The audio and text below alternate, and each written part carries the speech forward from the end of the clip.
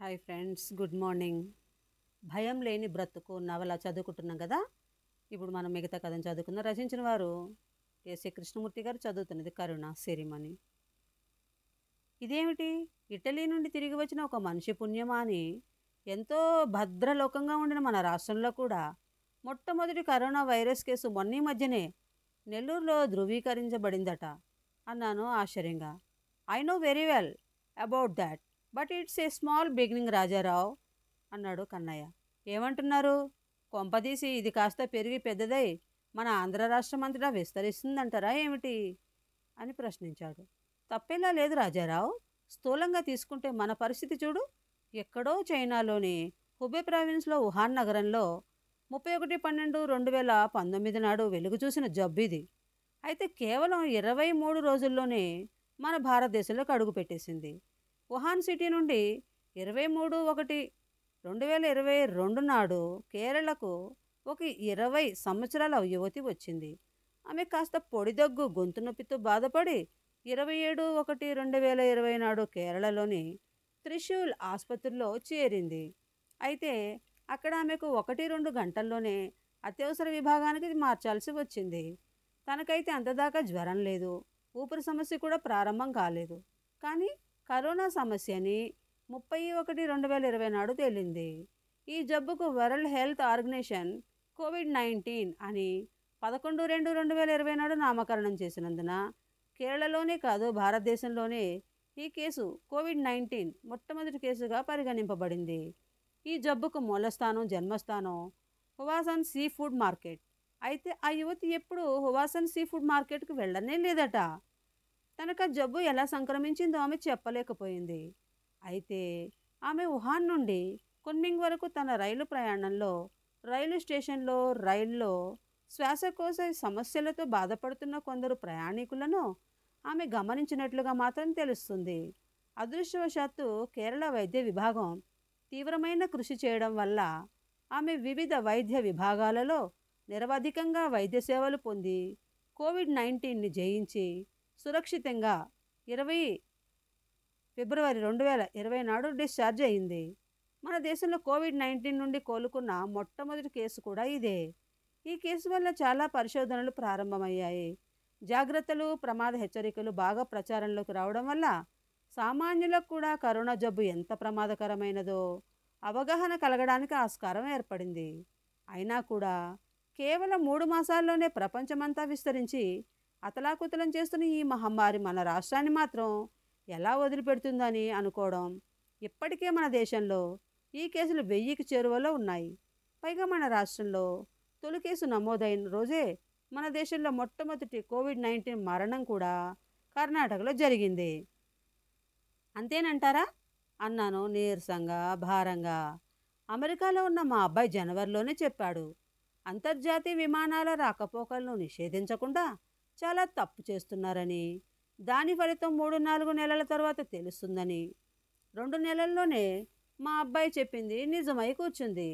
ఇంత జరుగుతున్నా మనలో చాలామంది ప్రపంచంలో జరుగుతున్న భయానక విషాద ఘటనలన్నింటినీ తెలుసుకుంటూ కూడా భారతీయుల శరీరాలకు రోగనిరోధక శక్తి అధికమని, ఈ దేశ శీతోష్ణ పరిస్థితులలో ఆ వైరస్ వ్యాప్తి చెందలేదని, జీవించలేదని అంటూ అనుకుంటూ సన్నాయి నొక్కులు నొక్కుంటూ గడిపేస్తున్నారు.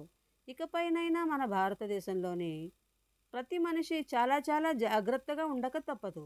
ఎందుకంటే ప్రపంచవ్యాప్తంగా ఎంతోమంది శాస్త్రవేత్తలు రాత్రింబవళ్ళు పరిశోధనలతో ప్రయత్నిస్తున్నా నిజానికి ఇంకా ఈ వైరస్ గురించి, దీనికి సరైన నివారణ చర్యలను గూర్చి ఏమీ తెలియడం లేదు అన్నాడు కన్నయ్య. కన్నయ్య సెలవిచ్చినట్లుగానే అతి త్వరలోనే కోవిడ్-19 కేసులు దేశంలో, రాష్ట్రంలోనే కాదు, మా జిల్లాలోనూ, మా తాలూకాలోనూ, చివరికి మా ఊర్లోనూ నమోదయ్యాయి. అంతేకాదు అతి జాగ్రత్త పరుడు కన్నయ్య పుణ్యమాని కుచేలయ్య దంపతులు క్వారంటైన్కు వెళ్ళక తప్పలేదు. అక్కడికి కుచేలయ్య గోల పెడుతూనే ఉన్నాడు. ఎండాకాలం ఆరంభమయ్యేటప్పుడు గాల్లో కలిసే దుమ్ము కణాల వల్ల కొద్ది రోజుల పాటు తనకు తుమ్ములు, దగ్గులు వస్తాయని, తరువాత అవి సర్దుకుంటాయని, అది కాస్త తనకు చాలా సంవత్సరాలుగా ఉన్న సమస్య అని. ఆ విషయం నాకు తెలుసు.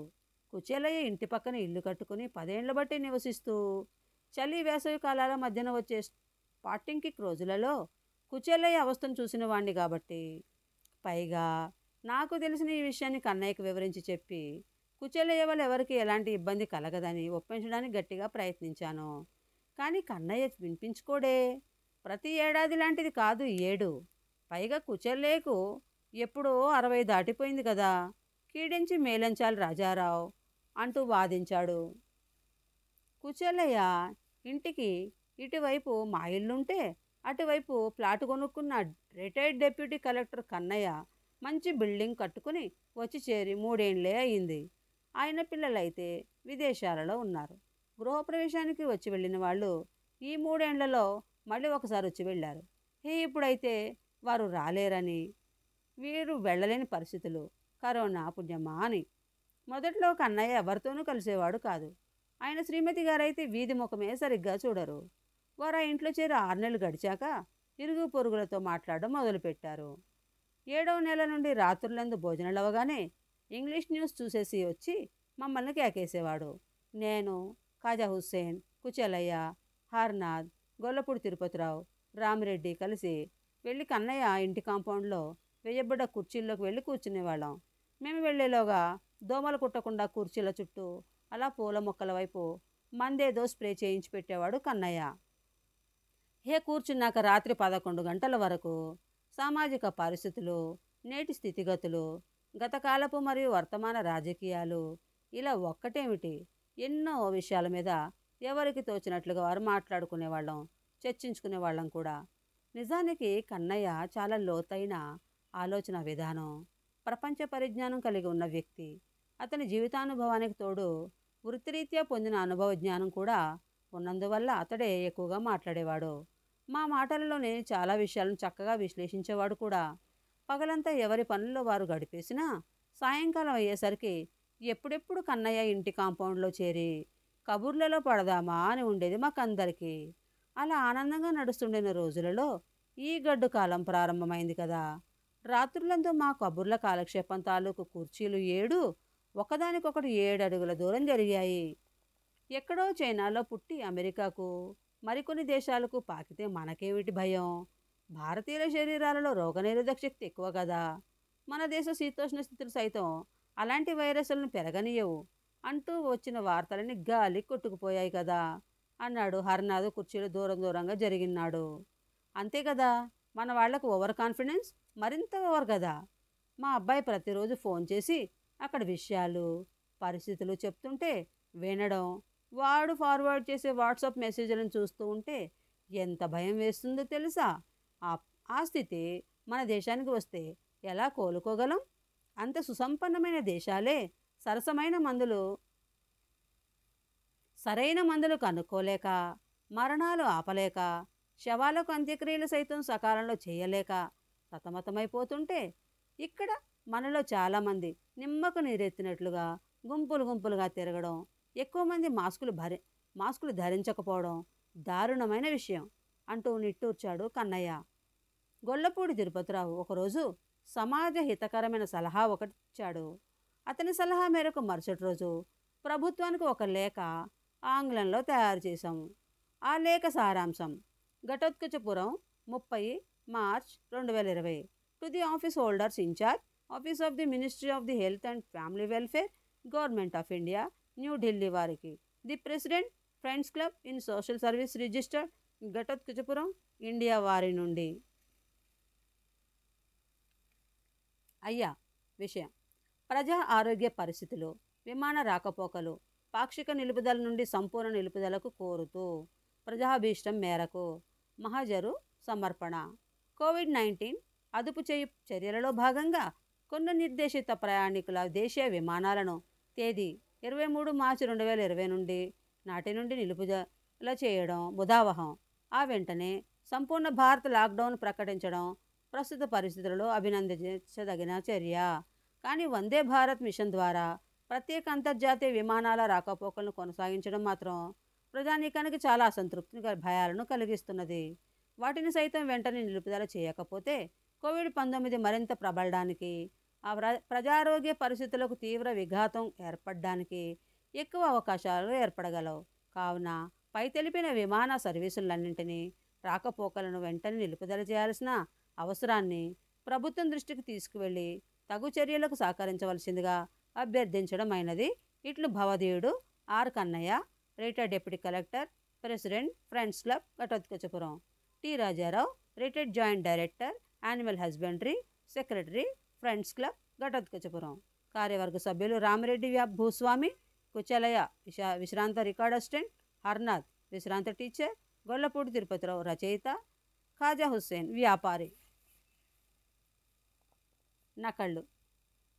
27 రాష్ట్రాలకు చెందిన state department of health, medical and family welfare ఉన్నతాధికారులకు, 7 టెరిటరీ స్టేట్స్కు చెందిన state department of health, medical and family welfare ఉన్నతాధికారులకు పంపడమైనది.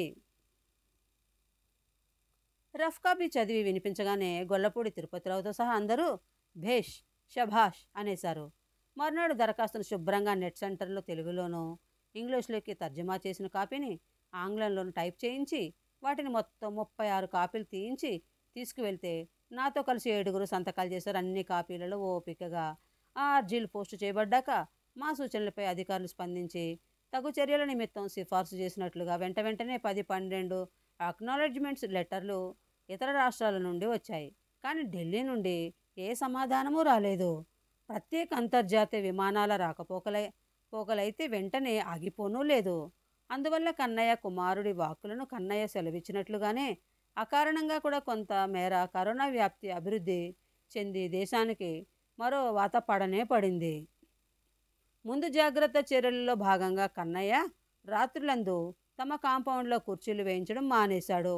మేము వెళ్ళే సమయానికి సింక్రనైజర్, శానిటైజర్ బాటిల్తో సిద్ధంగా ఉండి మా బట్టలకు శానిటైజర్ స్ప్రే చేసి మా చేతులకు శానిటైజర్ చుక్కలు వేసి చేతులు పరిశుభ్రపరచుకోమంటున్నాడు. మొత్తానికి భౌతిక దూరం పాటిస్తూ 7 నిలబడే చేస్తున్న సంభాషణలైతే ఆనందంగానే సాగుతుండగా ఒకరోజు చివరగా వచ్చిన కుచెలయ్య దుస్తులకు శానిటైజర్ కాస్త ఎక్కువగా స్ప్రే చేశాడు కన్నయ్య. దాంతో కాస్త ఉక్కిరిబిక్కిరైన కుచెలయ్య గబగబా తుమ్మడం, దగ్గడం మొదలుపెట్టాడు. అది చూసి కన్నయ్య పూర్తిగా భయపడిపోయాడు. దాంతో ఆ రోజుతో మా రాత్రి సమావేశాలు ఆగిపోయాయి. ఆ మరునాడు నాతో అన్నాడు కన్నయ్య, కుచెలయ్యను టెస్టుకు పంపితే మంచిది అని. నేను కన్నయ్యకు కుచెలయ్య సమస్యను సంపూర్తిగా వివరించాను. ప్రపంచాన్ని కబళిస్తున్న వైరస్ ఇది. పిల్లలకు 60 సంవత్సరాలు దాటిన వారికి త్వరగా సోకగల ప్రమాదం ఉందని తెలుసు కదా, నిర్లక్ష్యం వహిస్తే ఎలా అని ప్రశ్నించాడు కన్నయ్య. ఆ మర్నాడు ఆరోగ్య కార్యకర్తలు మా వీధిలోకి వచ్చినప్పుడు కుచెలయ్య విషయం ఫిర్యాదు చేశాడు కూడా. నేను నా శ్రీమతి కలుగజేసుకుని కుచెలయ్యకు క్లైమాటిక్ పాటింగ్ కిక్ వల్ల వచ్చిన తాత్కాలిక సమస్య అని తెలిపి కుచెలయ్య ఇబ్బంది పడకుండా చూసాము. అయితే కన్నయ్య ఊరుకోలేదు. ఎవరికి ఫోన్ చేసి ఏం చెప్పాడో కానీ 2వ రోజు పెందలాడే కుచెలయ్య ఇంటి ముందు 108 వాహనం పోలీసు జీపులు ఆగాయి. దురదృష్టవశాత్తు ఈ మంది మార్బలం దిగే సమయానికి వరండాలో కూర్చుని పేపర్ చదువుకుంటున్న కుచెలయ్యకు దగ్గుతో పాటు టెంపరేచర్ కూడా ఉండడము.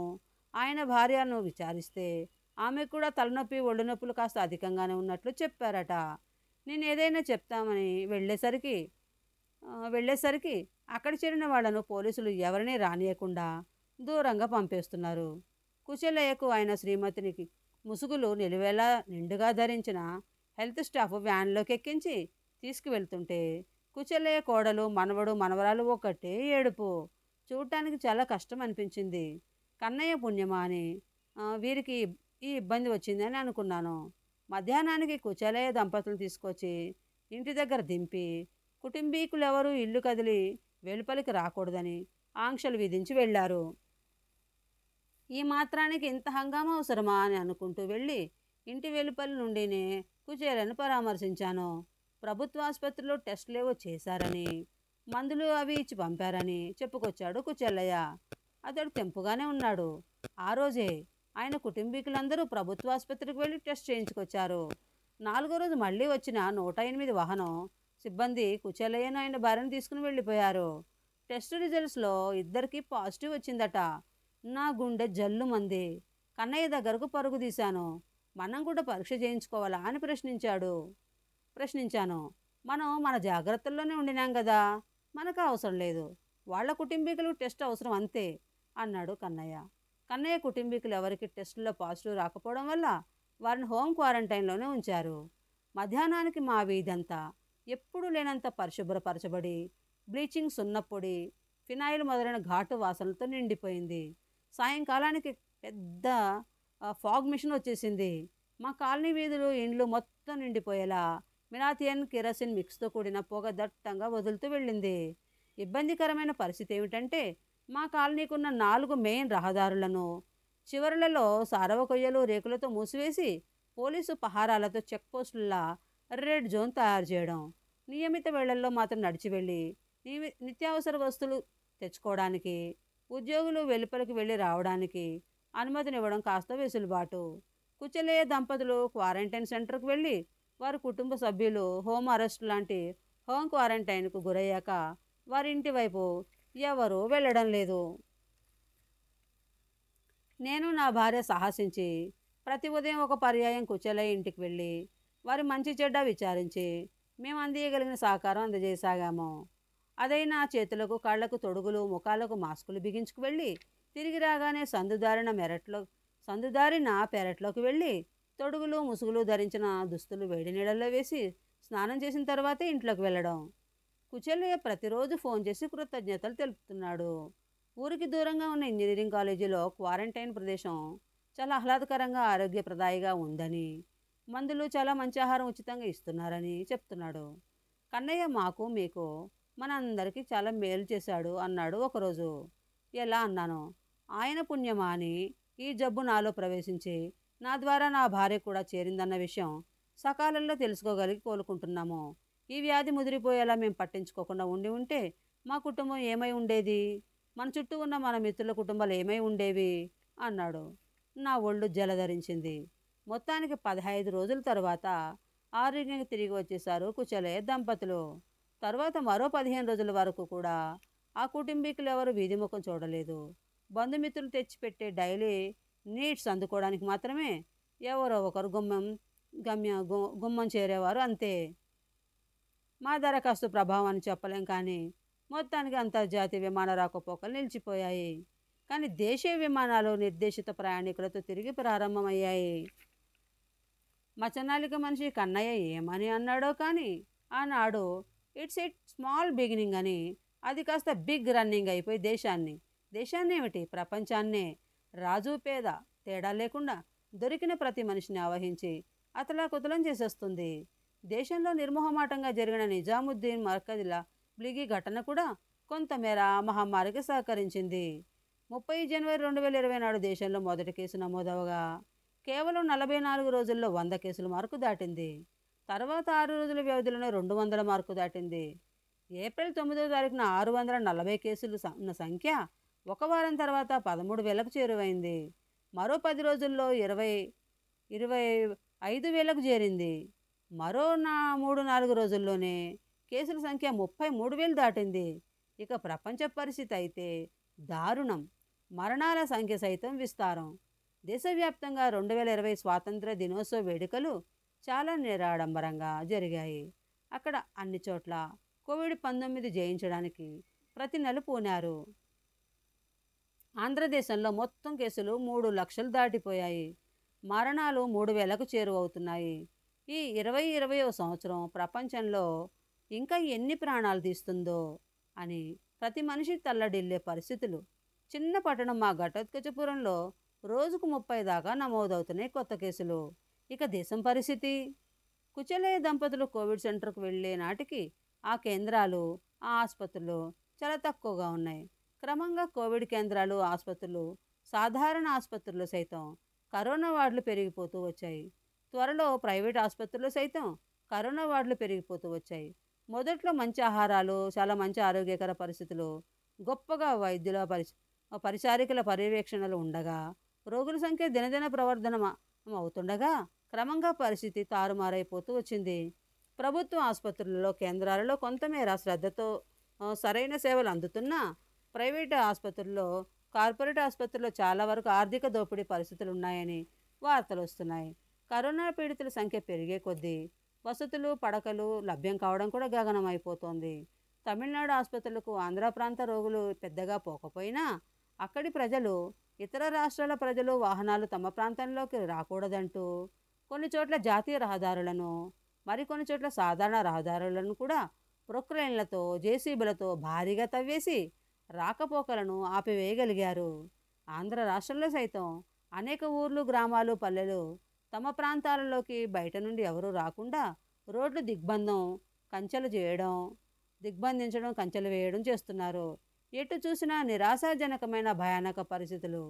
వందల వేల సంఖ్యలో వలస కూలీలు వందల వేల కిలోమీటర్ల దూర ప్రాంతాల్లోని తమ తమ స్వంత ప్రాంతాలకు ఖాళీ కడుపులతో కాలినడకన పిల్లా జల్లాతో కలిసి వెళ్ళిపోతున్న దృశ్యాలు హృదయ విదారకంగా పలుచోట్ల కనిపిస్తున్నాయి. ఓకే ఫ్రెండ్స్, మనం ఇక్కడ ఒక చిన్న విరామం తీసుకుందాం. మిగతా కథని ఇప్పుడు చదివి వినిపిస్తాను. నచ్చితే లైక్ చేయండి, షేర్ చేయండి, నా ఛానల్ సబ్స్క్రైబ్ చేసుకోండి ఫ్రెండ్స్. బాయ్. కరుణ సిరిమణి.